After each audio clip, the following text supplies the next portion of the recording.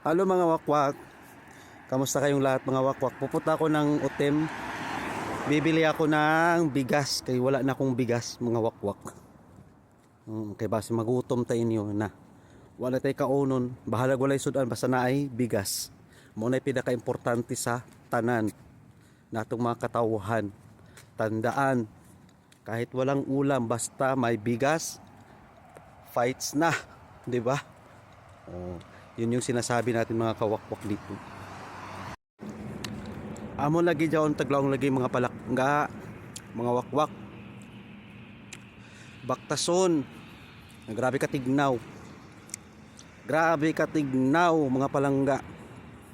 Ngurog na pati nako alima. Bugas lang ang bibilhin. Bugas bigas. Bahalag walay sudan basta naay bugas. Importante ang bugas mga palangga. Di ba? Nata naglalakad. Agoy. Kalasangan ng langga. Nata sa disyerto. Para probinsya lang. Ayan no. Ikot niya no, tingnan nakita niya. Yan mga palangga, yan no, yan. Yan. Abangan niyo ako dun sa unahan. Pag makarating na ako dun sa palitan ng bugas.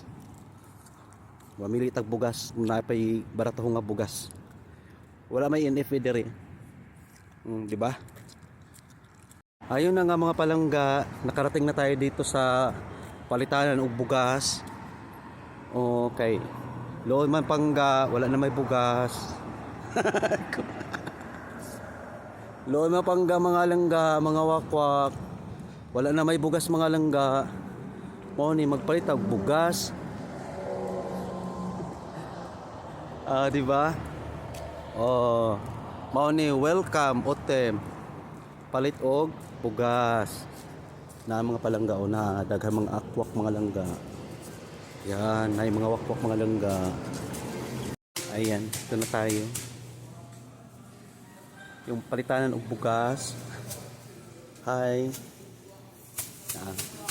Barato rang kamatis o tanawa. Awan ninyo, barato rang kamatis o. Di ba?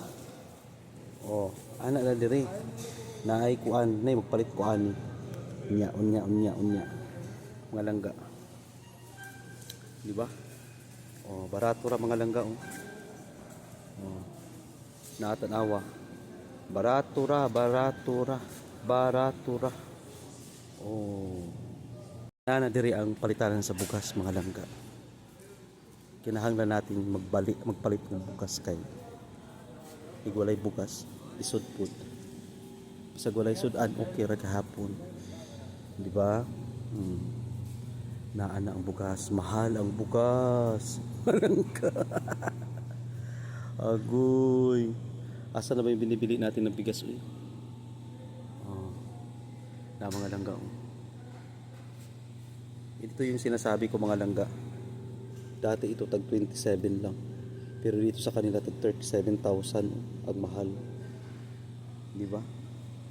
Naging una ko. Mahal kayong ilang bukas. Di ba? Yan. Yan mga langga. Alam niyo ba mga langga? Walang choice kundi ito na lang bibilin ko. Ang mahal ng bigas nila mga langga dito. Akala ko yung mumurahin dati, wala na pala. Dapat dinamihan ko na pala noon pagbili ng bigas no. Diyos ko. Sige na lang kay wala namang choice. Ano bang gagawin natin? Tayo ng itlog. Ganyan. Wala talaga, nagmahal na din mga palangga. Parang Pilipinas na rin to. Patay tayo dyan. Grabe mga langga, mahal na rin ang bigas. Parang Pilipinas ang bigas. Pero yung mga panakot, barato ra. Wala tayong choice, wala akong choice kundi bilhin. Kahit ang ulam mo ay itlog. Ganun. Ang gagawin mo, pagtitipid ka. Delikado magtipid. Walang choice kundi bilhin mo na lang.